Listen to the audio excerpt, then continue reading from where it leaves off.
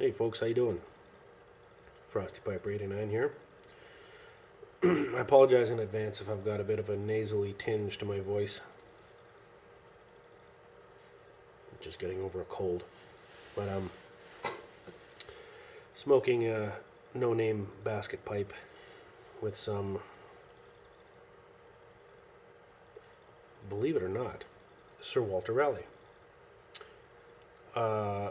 That is the Sir Walter Raleigh that I had spoken about in previous videos that was unsmokable. What I had previously mentioned that it smelled like tobacco that hadn't finished fermenting or was still off-gassing ammonia.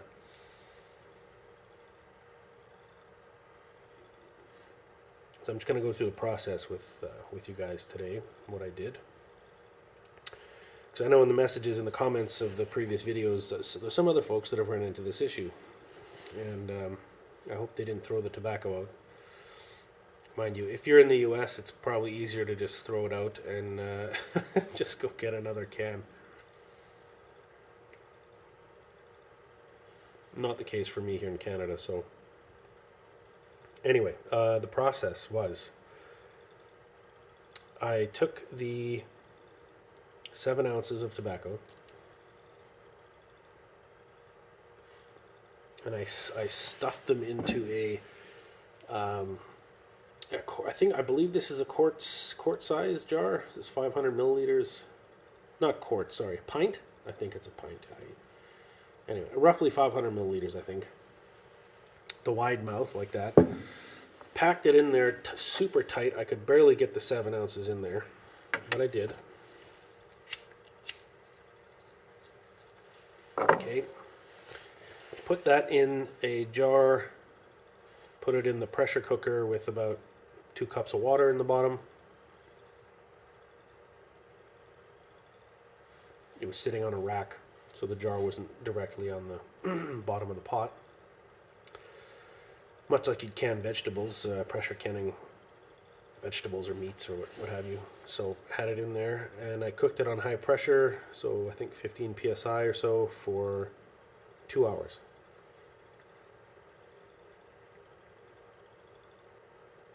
Now I left the top of the jar like it was sealed with a ring, but I had it just tight enough that it would not let any moisture in, but there were gases inside that they could escape, right?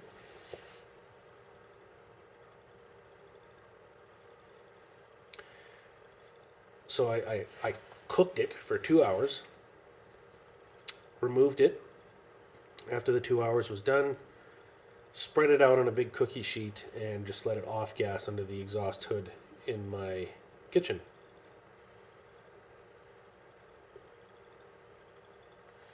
Now, I keep saying ammonia. I didn't test it. I don't have the means to test it. I don't know what actually I'm smelling.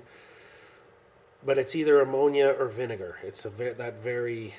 I'm leaning more towards ammonia just because burleys are supposed to be very basic, and ammonia is very, very, very basic. It's about as high on the pH scale as you can get.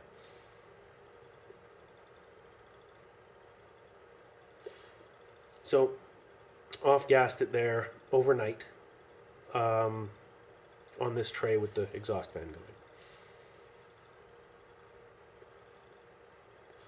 It lost a lot of its sort of ammonia pungency, and it was strong enough that you couldn't really stand near it while it was off gassing. It would burn your nose and your eyes a little bit, and really not very nice. So anyway, I let that go overnight. Next morning, I took it and stuck it in a big like a Ziploc freezer bag.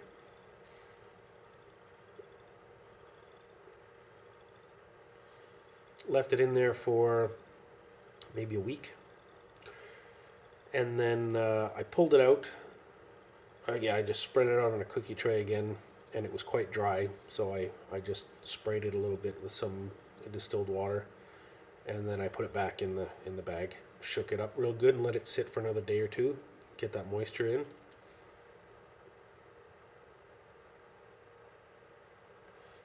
And then because of something I had read on I think it was Badger and Blade forum,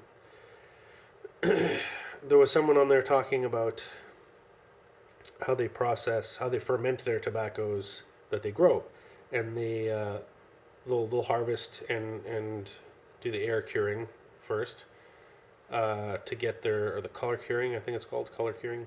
They get the leaves to yellow so that there's no more chlorophyll in the leaf. And then this gentleman would shred them into whatever ribbon or cut he wanted. And then after he shredded it, after he cut it, he would put it in mason jars, much like I did. And he would put it in the oven at 50 degrees Celsius for 5 to 7 days.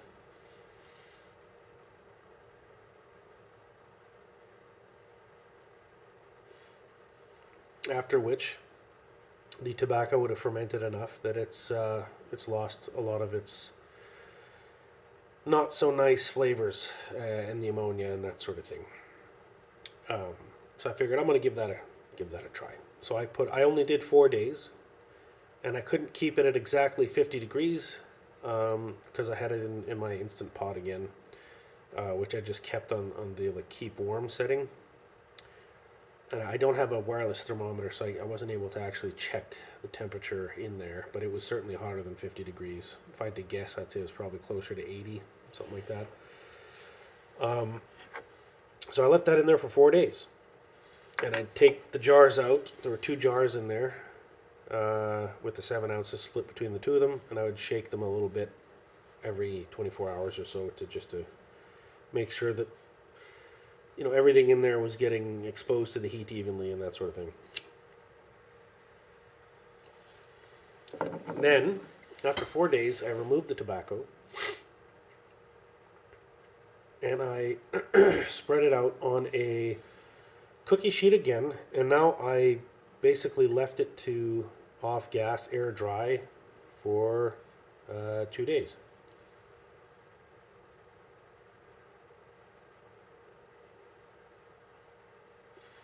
Getting the end of this bowl here.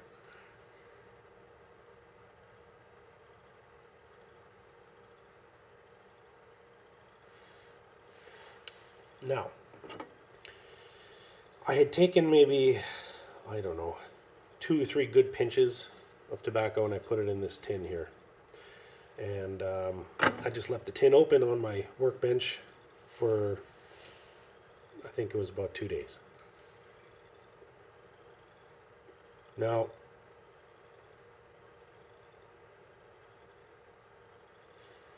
the rest of the tobacco went back into a quart-sized jar, like a 1-liter jar, and I just kind of stashed that away for now. Not sure what possessed me to put the small amount in this open tin and just leave it, but I did. And then this evening I came by and just gave the can a sniff, just to see what was going on.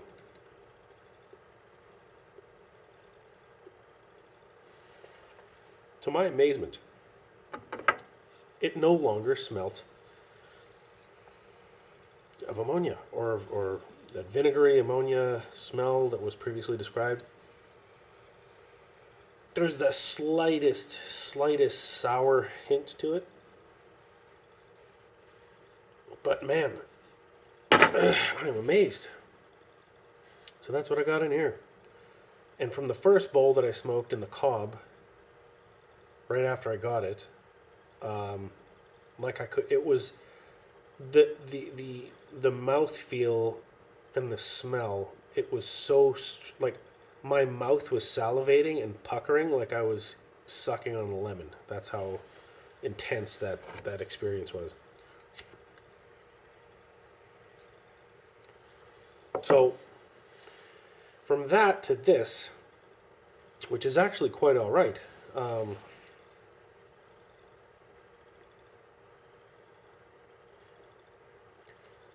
There's a little bit of the sort of classic monochromatic burley.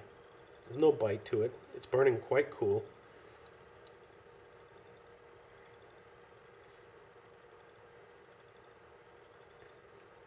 There's a little kind of bit of marshmallowy brown sugar kind of thing going on, but very dry.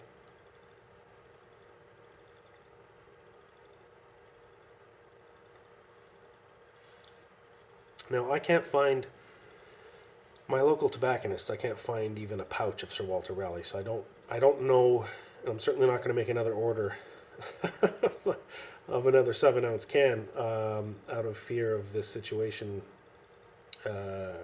happening once again. But I don't have a good batch to test it against, so I don't know what this is actually supposed to taste like, and I've never had it before.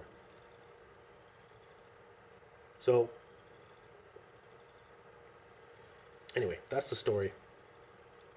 Just wanted to keep you guys updated. It seems the heating and the off gassing and the constant stirring, like I would stir it with my hands and flip it and stir it and just get that stuff out of there. And I might just off gas it again one more time in the big can, almost to the point where it's like crispy dry, because I got to get all the moisture out, because whatever moisture is in there seems to be containing that ammonia essence.